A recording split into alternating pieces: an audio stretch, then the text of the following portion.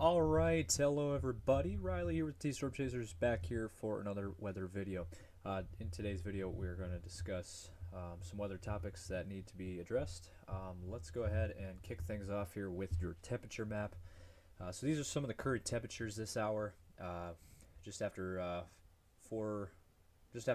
quarter to four, we got temps in the low 40s in the Sioux Falls area, 41 degrees in Sioux Falls, 43 in Sioux City, 48 down in Omaha, 36 over in Minneapolis.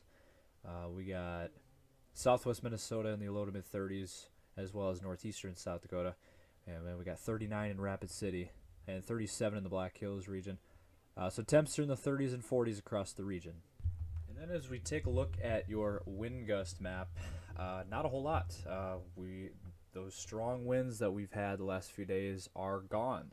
So we do not have any more strong wind gusts in the area either. So the wind has died down quite a bit. Finally, some days where it's not windy. And also, did want to mention, in case you didn't know, the winds have switched as well, which is going to cause this warmer weather, these warmer temps. The winds have switched and are now coming out of the south. So as you can see there on the screen, winds now coming out of the south. That's going to bring in those warmer temps this week. And as we take a look at the live Doppler radar, there is not much going on. We are not seeing any moisture anytime soon.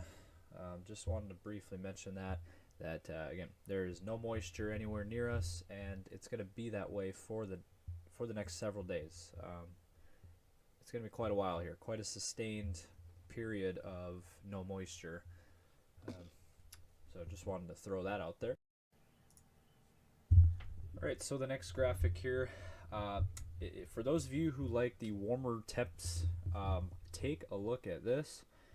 We have Alaska, really the only area other than the far west coast and Alaska. Those areas are all below average.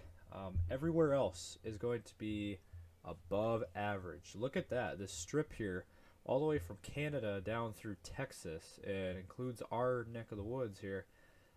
The 6 to 10 day outlook of temperatures taking us out to the end of February, and as you can see, way above average temps here across the Central Plains, Central U.S. So get ready for those 40s and 50s to return to the area. Also, if we take a look at the 8 to 14 day outlook right here, much of the same. We got the western states here near the west coast below average. Other than that, everywhere else is going to be above and much above normal temps, including our area. And this takes us out into the first few days of March, with temps again going to be in the 40s and 50s across the area. So if you like warmer temps, if you like spring, this is your forecast. And I'm even going to do this. If we take this out here, this is taking us out for the 3 to 4 week temperature outlook, and this takes us out through mid-March. So the first half of the month of March, the northern third of the country is going to be above average temps. Now this is according to, again, that NOAA graphic here. According to this map that they have, this is what they show for temperature outlooks. They do it every day, and that is what they show for the northern third of the U.S. Again, above average temps. So spring, it could be another fall spring, but as we get closer and closer to spring, you start to wonder if this might actually be for real, and we'll find out. But it certainly looks promising for those of you that like spring. All right, something a little bit different here. Let's go ahead and talk about this for a minute, because it's something that we've been talking about in the weather department. A lot of discussion about this.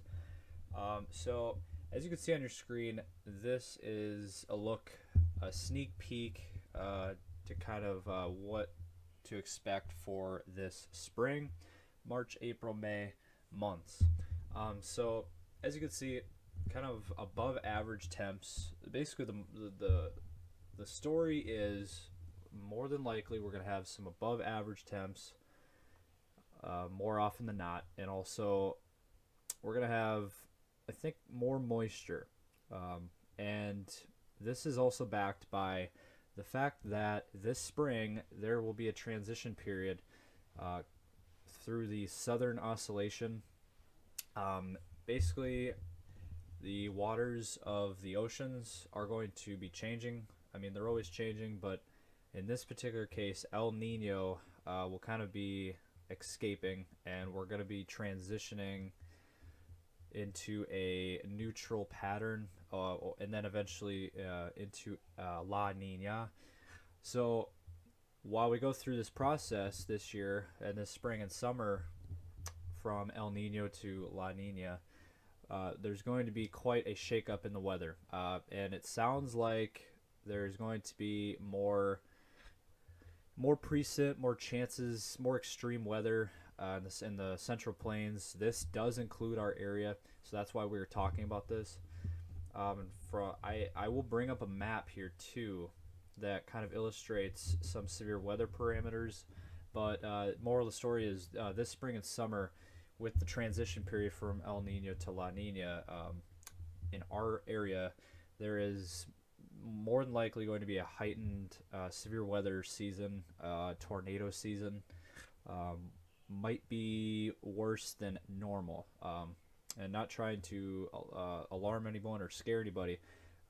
We just want to get people thinking about this stuff because it is fast approaching. And especially if we move quicker into spring, this is something that we're going to have to be keeping a very close eye on and really talking about, because as we get closer to spring, these kinds of things will come fast on us. So let me pull that graphic up here real quick.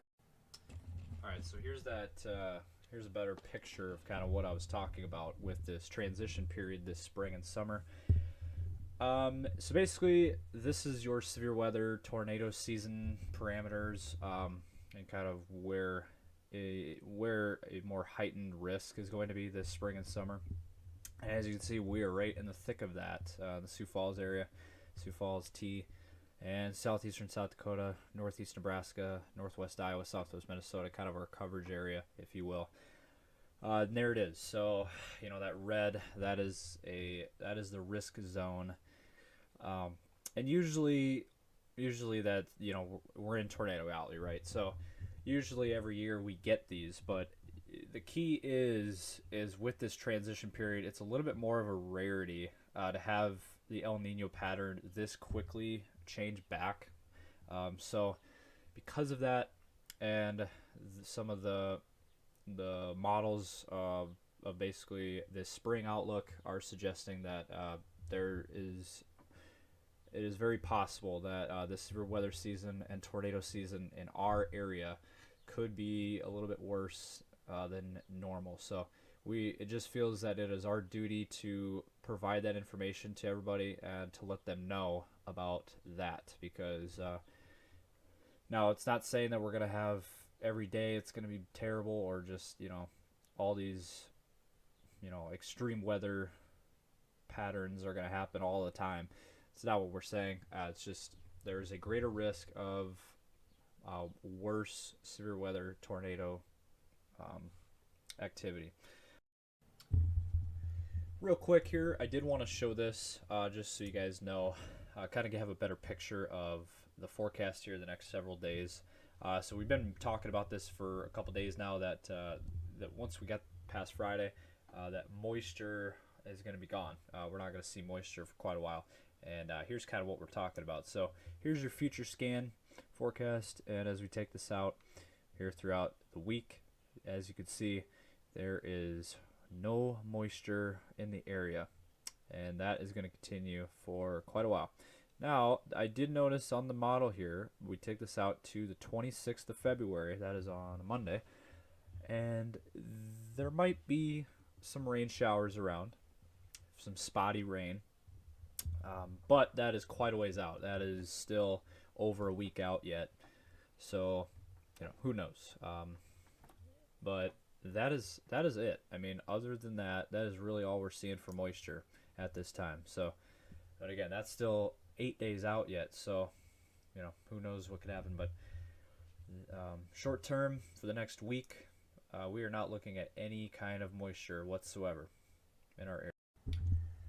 And to wrap up this weather video, let's go ahead and take a look at the 10-day outlook for the Sioux Falls area. As you can see, it was a nice sunny day today. We had temps reaching 41 degrees in Sioux Falls. Tomorrow, slightly warmer. We'll have temps near the mid-40s, and then also sunny as well. We'll have overnight lows in the 20s, and then even warmer for Tuesday and Wednesday. Tuesday could hit 50. It depends on how quickly the snow that we have melts. But Tuesday could hit 50. Wednesday looking pretty strong to hit 50 to 55, anywhere in that area of temps. And then a little cooler on Thursday, but still very mild for this time of the year. Again, temperatures, we should be around freezing for this time of the year, roughly. And then Friday and Saturday warming back up into the mid to upper 40s. And then next week, Sunday, Monday, and Tuesday in the 50s. So basically that stretch next weekend, around 50 degrees, give or take. So as you can see, much warmer, more mild weather comes back in. Overnight lows will eventually be in the 30s as well, which is, the overnight lows are going to be around average for this time of the year, what the high temps should be. And a lot of sunshine and no moisture in the forecast as well. So that's the latest here from your T-Storm Chasers. We'll have more information as we get it. But that is about it for today. Be sure to follow us on all of our social media accounts. We'll have weather updates every other day. We will, with weather videos every other day. We will have daily 7-day and the bus stop forecasts, as well as our new weather channel on YouTube. So that wraps up this video. You all have